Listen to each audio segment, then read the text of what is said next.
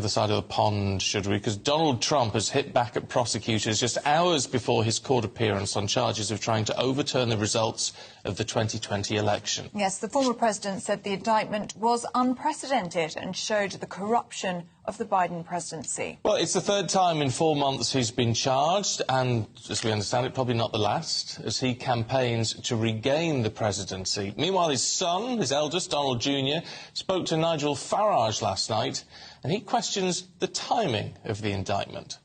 You know, I don't believe any of this has anything to do with January 6th. If it did, and if January 6th was everything that they said, why, Nigel, did they wait 2.5 years to charge him? I mean, the people that were there that did those, they were charged that day.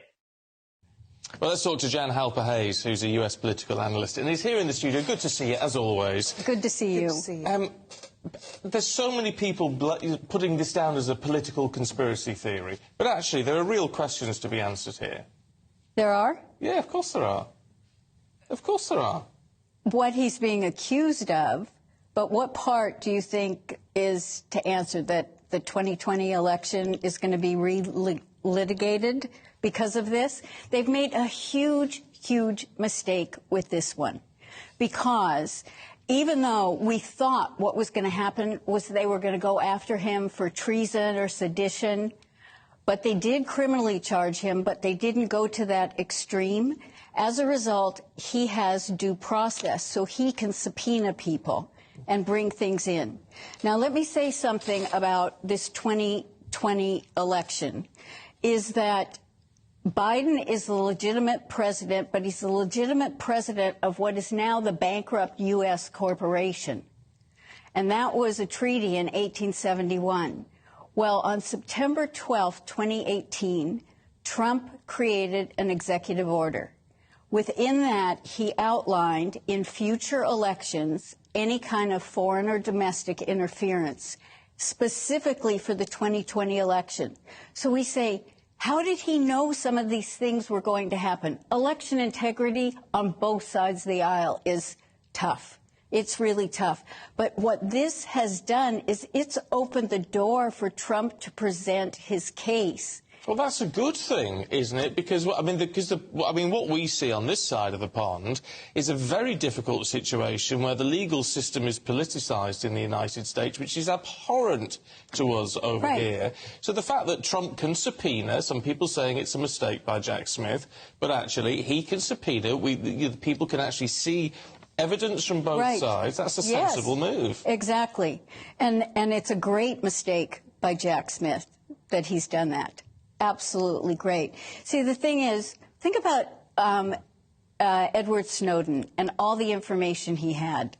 Think about the fact that our military, our Department of Defense Space Force, if you think that they don't have the actual real results from the election, then you're fooling yourself. Yeah, but what we do know with this is we're told that there are plenty of notes from people, including Vice President Pence, that there are some recordings of Donald Trump acknowledging that actually what he said in public was nonsense. That some of these states, whether he claimed he was out saying look, Detroit, it's corrupt, it's all corrupt, the results are corrupt.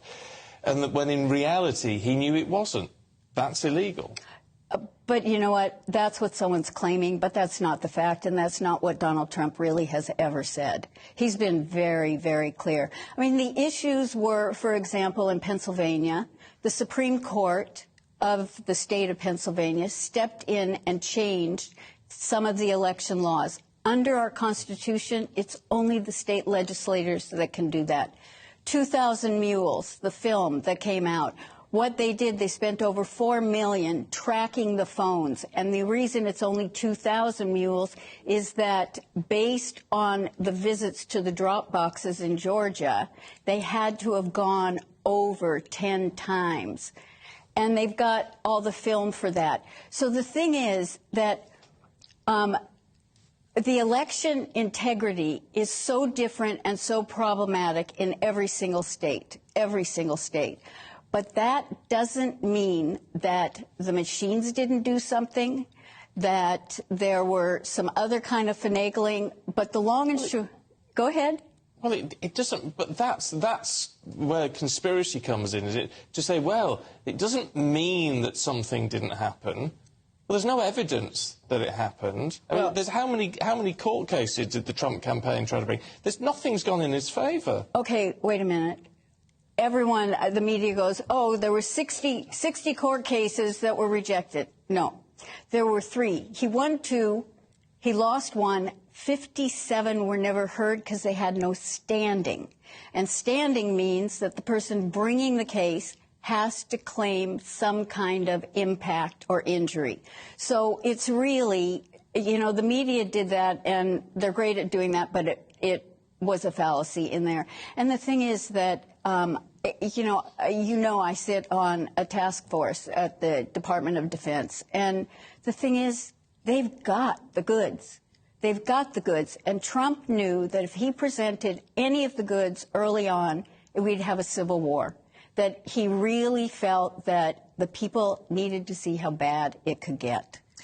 And that's the sense that we're getting from Trump's lawyer about what his defence is going to be. So this is all going to be based on free speech, the First Amendment in the US Constitution, that he had a right to say what he believed, and he believed that the election results were not as was put out. But the point is, if you live in a democracy and you believe in a democracy, then that means that even if you don't like the outcome of an election, you respect that, because it's a democratic vote.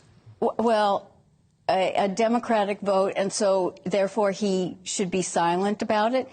No, he has a right to speak, but the issue, of course, is if he then acts to subvert that election result. Oh, so that because you think he's being criticized because in Georgia he said, can you find me 12,000 votes? Or, you know, the thing is, he didn't try to subvert anything. What he's really done is he set up the deep state to come out, and that's why we're seeing all these things. I mean, it was revealed with whistleblowers and Hunter Biden's ex-best friend that in 2015, the head of Burisma gave Joe and Hunter Biden $10 million bribe. In 2018, Joe is on TV publicly saying that he threatened that unless they got the prosecutor fired, that he wasn't going to let them have their $1 billion in support. In 2019, Trump calls Zelensky to find out about what went on to get the prosecutor fired, and he gets impeached. I mean, we've lived with it for a long time. We're almost out of time. I just want to pick you up on one thing. You said earlier on, you know, Donald Trump has been very clear on this. Is he a man that you believe? I mean, look, he's about as believable as a chocolate teapot, isn't he? Look, I know that. Oh, thank God you got the negativity in at the end and not the beginning. I can always count on you for that. Always. But it's a legitimate point to say that Donald Trump is a man who always speaks the truth. That can't be the case. I mean, it's hardly the case of any leader, to be fair, but, I mean, definitely not Donald Trump.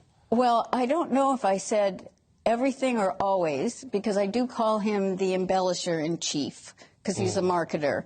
But in terms of telling us things, optics, you better believe that he's very much a straight shooter in terms of actions that he's going to take or what he thinks needs to be done.